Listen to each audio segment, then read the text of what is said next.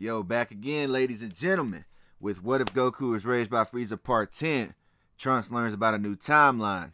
And I think I'm finally getting consistent with these uploads. And if y'all want me to continue, show this video some love by liking and commenting. You know, y'all been going crazy lately, right?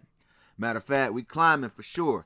Because now I average about 1,000 views a video with less than 1,000 subs. And I made a playlist for y'all to watch the other parts if you want to catch up. I made a What If Goku Raised Frieza playlist, and I got 5,000 views on this one. We on a climb, so I appreciate that, right?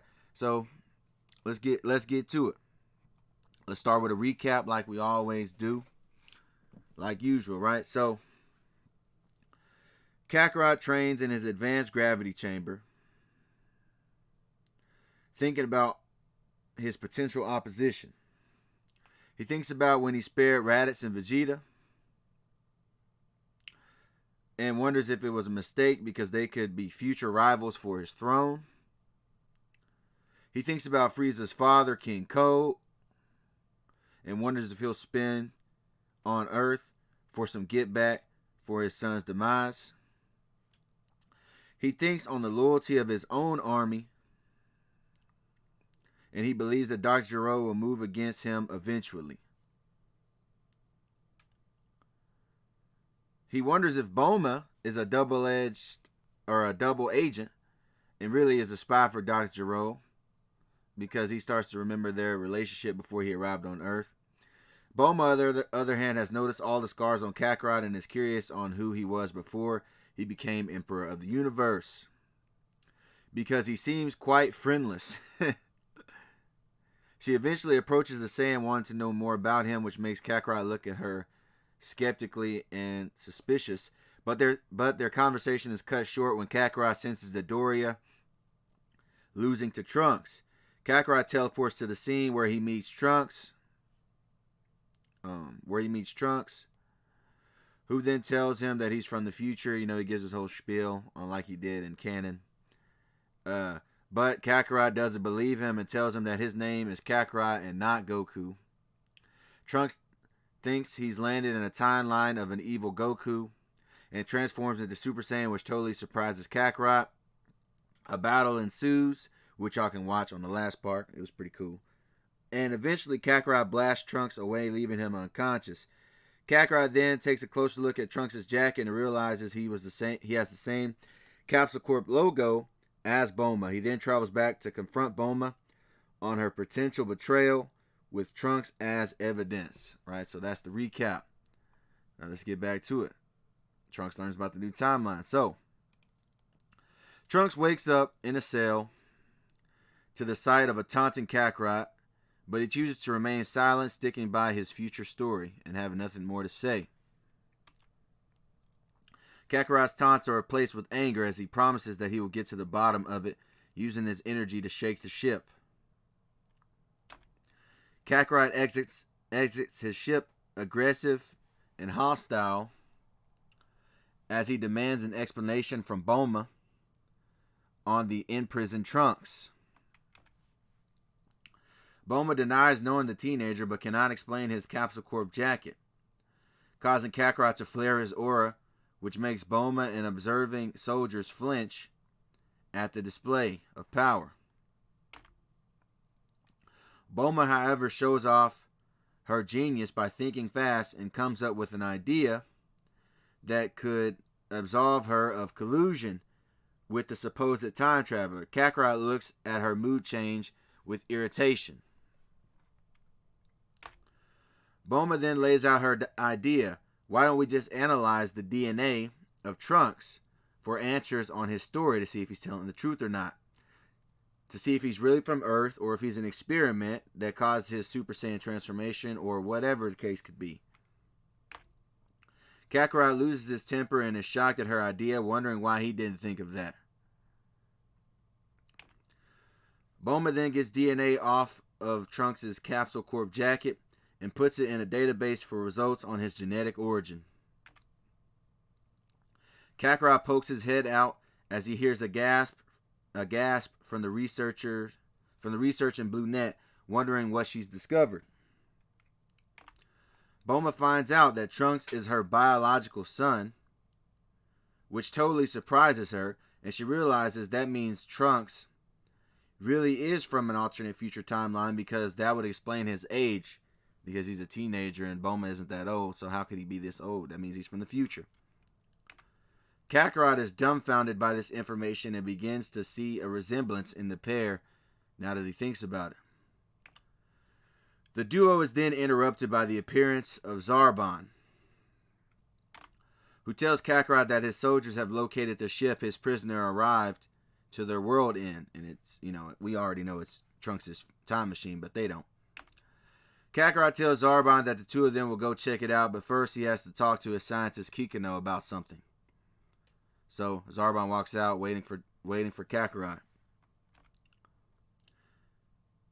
Kakarot tells Kikino to test the DNA of the new prisoner through Frieza's database. His reasoning was because there aren't that many Saiyans left, so the hybrid's father would have to be one of the Saiyan survivors that were in Frieza's army, most likely. After his request, Kakarot and Zarbon blast off towards the direction of the ship's coordinates. Bulma watches the Saiyan fly away with his subordinate with her own plans in mind. She planned on getting her son out of prison as she opens a hatch toward the cell block. Bulma makes her presence known as she approaches Trunks' cell, which causes surprise to appear on the teenage prisoner's face. Bulma reveals a key card that will free Trunks from his captivity, but she is noticed by Kakarot's soldiers, who tell the Blue Net to stop right there or they'll shoot.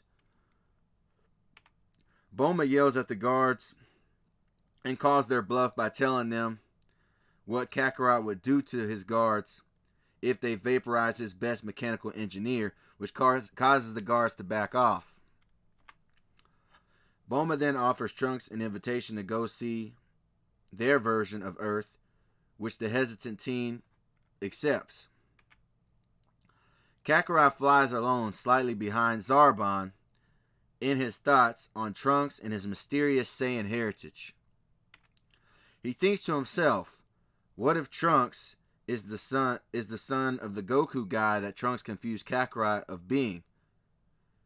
Would that make this teen his son?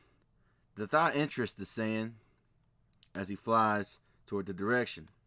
His thoughts are then interrupted as Zarbon cancels flight at the sight of the ship, as the sight of the ship comes into view, showing that they had arrived.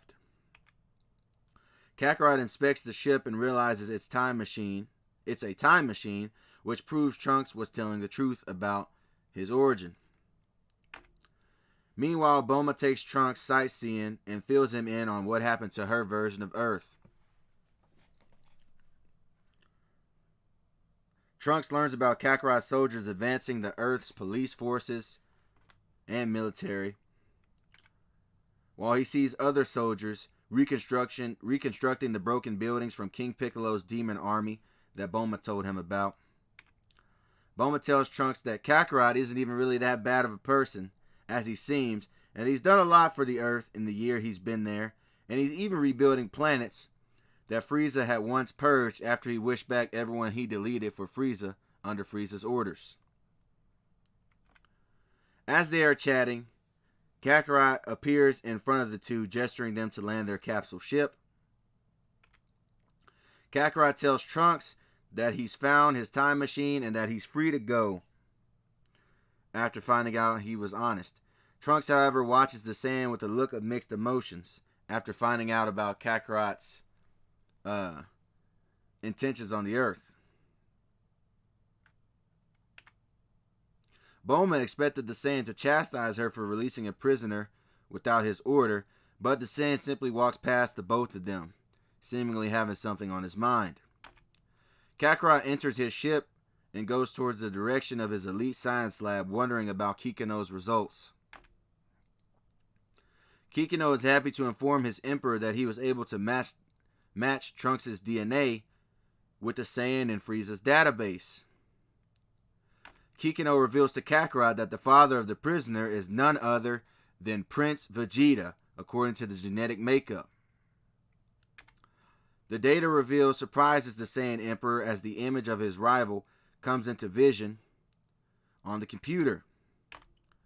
Kakarot goes back to greet Trunks with a devious smile. "So you're the son of Vegeta, huh?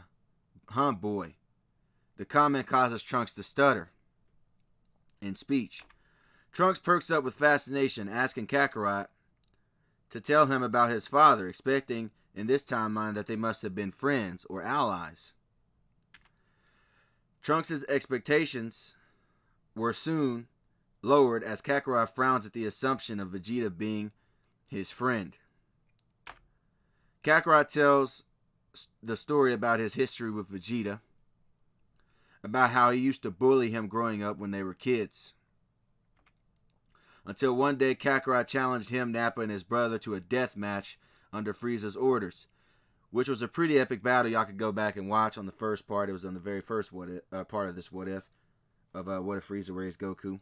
Go check that out. He then tells Trunks that he ended up letting Vegeta and Raditz live because they told him the truth about Frieza and all that, which led to the rebellion, which led to him becoming Emperor Kakarot. Trunks listens to the story with mixed emotions, but is at least relieved that at least his father in this timeline is alive somewhere.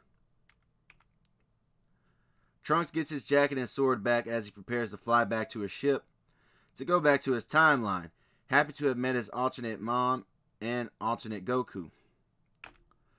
As Trunks flies away, Bulma is shocked when she feels a hand on her shoulder, when she turns to see an uncomfortable Kakarot, who tells her that there's more to his story than what he told Trunks.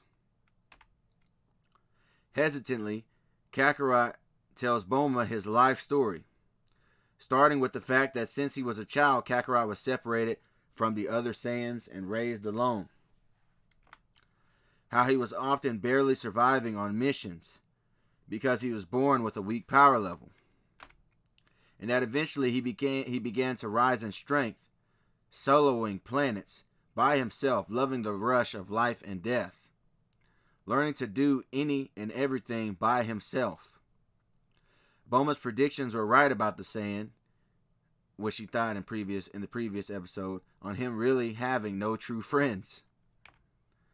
The Saiyan takes his hand off her shoulder and walks away, and Bulma reaches her hand out to tell Kakarot that he doesn't have to always be friendless, but before her hand can reach his arm, a city is vaporized in an instant by an unknown energy source. Both Bulma and Kakarot look towards the direction of the erased city with looks of confusion and concern, wondering what's going on. Trunks' departure is halted as he turns to see the city's catastrophic event, as he watches in horror, reminded of his future problems in his timeline with the androids destroying the city. King Cole smiled to himself as he's revealed, as the blast dissipates.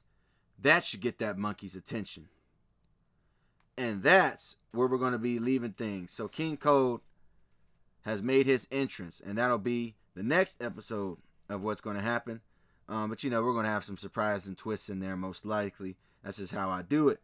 But, you guys be sure you like, comment, subscribe, share, and all that. I'm out. Peace. Hope you liked it.